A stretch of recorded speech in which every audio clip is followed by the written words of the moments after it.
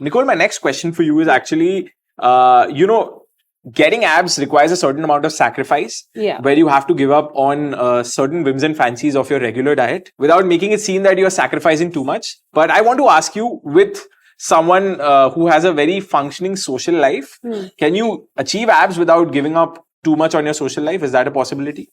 Again, as I said it, I mean, I've said this before, it all depends on who you are, your genetic profile, your gender, or how quickly your metabolism works for you or against you. So it's a lot of work that's done before you even get to a point where you want abs. Right.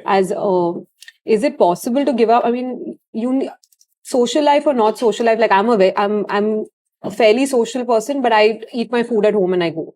So I don't know what you counter as. I could see those moose jars of yours that you bought and we kept in the fridge. It's not choose one or the other. If you want to make it sustainable, you have, like, we live in Bombay, we live in a city. You're always going to have work. You're always going to be distracted, and you can't lock yourself up in a room to achieve a certain goal. So it's building a habit, making the right choices is why education is so important about just understanding foods. I think as Indians, we've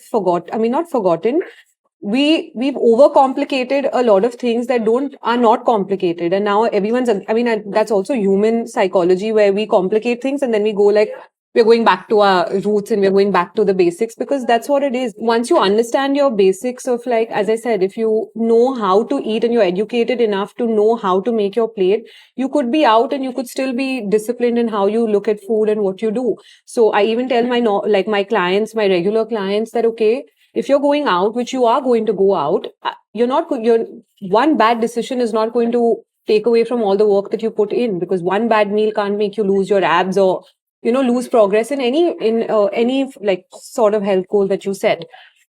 So it's just about educating yourself, knowing how to balance your plate, eating smaller portions if you're out, training a bit harder when you know you've overdone in terms of your eating cycle, making sure you get enough rest, making sure you're hydrated enough. So it's a lot of different factors that go in. So no, I don't believe you need to give up your social life. You just have to understand that you need to make this a lifestyle rather than just a short fix.